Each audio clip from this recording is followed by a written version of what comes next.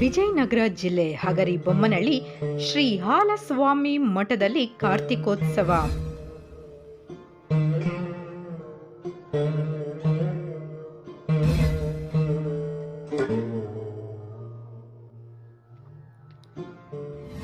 ಶ್ರೀ ಹಾಲಸ್ವಾಮಿ ಮಠದಲ್ಲಿ ಕಾರ್ತಿಕೋತ್ಸವ ಹಾಗೂ ರಥೋತ್ಸವ ತುಂಬಾ ವಿಜೃಂಭಣೆಯಿಂದ ನೆರವೇರಿದೆ.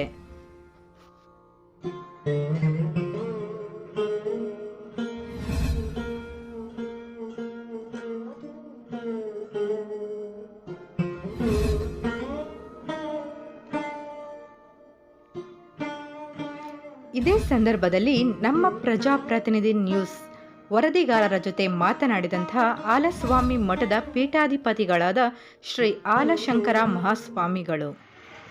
ಈಗ ವಿಜಯನಗರ ಜಿಲ್ಲೆ ಹಗರಿಬೊಮ್ಮನಹಳ್ಳಿ ತಾಲೂಕಿನ ಹಾಲಸ್ವಾಮಿ ಕರ್ತೃಗದ್ದೆಯ ಮಠದಲ್ಲಿದ್ದೇವೆ. ಆ ಮಠದ ವಿಶೇಷತೆ ಏನು, ಅದರ ಇತಿಹಾಸ ಏನು, ಅದರ ಪವಾಡಗಳೇನು ಎಂಬುದನ್ನು ಇಲ್ಲಿನ ಪೀಠಾಧಿಪತಿಗಳಾದಂತಹ ಶ್ರೀಯುತ ಆಲಶಂಕರ ಮಹಾಸ್ವಾಮಿಗಳವರನ್ನು ಮಾತಾಡ್ಸೋಣ ಬನ್ನಿ. ನಮಸ್ತೆ. ಹಾಲಮಠದ ಒಂದು ವಿಶೇಷತೆ ಶ್ರೀ ಗುರು ಹಾಲಸ್ವಾಮಿ ಮಠವು ಹಗರಿಬೊಮ್ಮನಹಳ್ಳಿ ಶಾಖೆ. ಮೂಲ ಮಠಗಳು ಬಂದುಬಿಟ್ಟು ಹೊನ್ನಾಳಿ ತಾಲೂಕು ರಾಂಪುರ, ಚನ್ನಗಿರಿ ತಾಲೂಕು ಬಸವಪಟ್ಟಣ, ಹೊಳಲ್ಕೆರೆ ತಾಲೂಕು ಗುಂಡೇರಿ ಅಂತಕ್ಕಂಥ ಮೂಲ ಮಠಗಳು. ಅವು 900 ವರ್ಷಗಳ ಇತಿಹಾಸವನ್ನು ಹೊಂದಿರತಕ್ಕಂಥ ಮಠಗಳು. ಅಲ್ಲಿಯ ಒಂದು ಈ ಶಾಖಾ ಮಠ ಇಲ್ಲಿ ಪ್ರಾರಂಭವಾಗಿ 25 ವರ್ಷಗಳ ಕಾಲ ಸಮಾಜ ಸೇವೆಯನ್ನು ಮಾಡಿಕೊಳ್ತಾ ಬಂದಿದೆ. ಈ ವರ್ಷ ನಾವು 3 ದಿನಗಳ ಕಾಲ ಜಾತ್ರಾ ಮಹೋತ್ಸವವನ್ನು ಪ್ರತಿ ವರ್ಷ ಯಾವ ರೀತಿ ಮಾಡ್ತಾಯಿದ್ವಿ ಆ ರೀತಿ ಮಾಡ್ಕೊಳ್ತಾ ಬರ್ತಾಯಿದ್ವಿ. ಈಗ ನೀವು ಮುಳ್ಳಿನ ಗದ್ದಿಗೆ ಅಂತ ಹೇಳಿದ್ರಿ. ಆ ಮುಳ್ಳಿನ ಗದ್ದಿಗೆಯಲ್ಲಿ ಕಾರ್ಯಕ್ರಮ ನಡೆಸಬೇಕಾದ್ರೆ ಯಾರಿಗೇನು ತೊಂದರೆ ಆಗಲ್ವಾ, ಅಥವಾ ಸ್ವಾಮೀಜಿ ಮಾಡ್ತಕ್ಕಂಥ ಪವಾಡದಲ್ಲಿ ಏನಾದರೂ ವಿಶೇಷ ಇದೆ, ಅಥವಾ ಏನಾದರೂ ದೇವರ ಒಂದು ಇದು ಇದೆನಾ, ಭಕ್ತಿ ಇದೆನಾ? ಇದು ಮುಳ್ಳು ಅಂದ್ರೆ ಒಂದು ತೊಂದರೆ. ಮುಳ್ಳು ಚುಚ್ಚಿದ್ರೆ ತೊಂದರೆ ಆಗ್ತದೆ ಅನ್ನೋದು ಎಲ್ಲರಿಗೂ ಗೊತ್ತು. ಹಾಗಾಗಿ ಇದರ ಉದ್ದೇಶ ಏನಪ್ಪ ಅಂತಂದರೆ ಏನು ಇಡನ್ ನ್ಯೂಸ್ ಅಂದರೆ ಅದರಲ್ಲಿ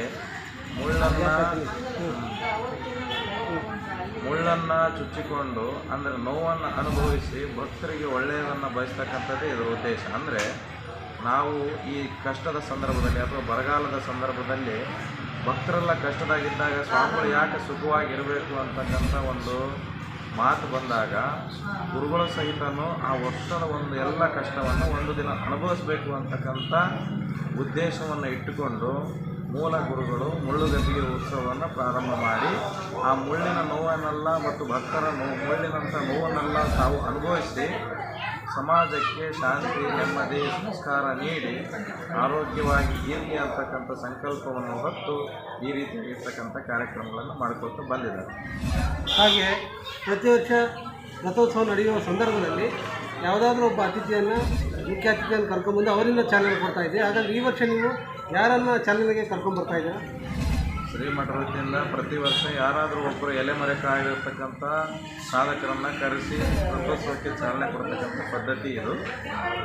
ಈ ವರ್ಷ ಈ ಮಡಿಕೇರಿಯ ಭಾಗದಲ್ಲಿರ್ತಕ್ಕಂತಹ ಜಾನಪದ ನೃತ್ಯವನ್ನು ಅಲ್ಲಿಯ ಹೆಸರು, ಅದರಲ್ಲಿ ಯಾವ ಜಾನಪದ ನೃತ್ಯ ಅಂದರೆ ಉಮ್ಮತ್ತ ಅಂತಕ್ಕಂತಹ ಜಾನಪದ ನೃತ್ಯ, ಕೊಡವ ನೃತ್ಯ ಅಂತಂದೇಳಿ ಕರೀತಾರೆ. ಆ ಕೊಡವ ನೃತ್ಯ ಕ್ಷೀಣಿಸುವ ಸಂದರ್ಭದಲ್ಲಿ ಅದನ್ನು ಮೇಲಕ್ಕೆತ್ತಿ ಅಂತಾರಾಷ್ಟ್ರೀಯ ಮಟ್ಟದಲ್ಲಿ ಬೆಳೆಸಿರ್ತಕ್ಕಂತಹ ಆ ಕೊಡವ ಸಾಹಿತ್ಯ ಅಕಾಡೆಮಿಯ ಸಂಸ್ಥಾಪಕರಾಗಿರ್ತಕ್ಕಂಥ ಪದ್ಮಶ್ರೀ ಪ್ರಶಸ್ತಿಗೆ ಭಾಜನರಾಗಿರ್ತಕ್ಕಂಥ ಶ್ರೀಮತಿ ಐಮಡಿಯನ್ನು ರಾಣಿ ಮಾಚಯ್ಯನವರು ಈ ವರ್ಷದ ರಥೋತ್ಸವಕ್ಕೆ ಚಾಲನೆ ಕೊಡಲಿಕ್ಕೆ ಬರ್ತಾ ಇದ್ದಾರೆ.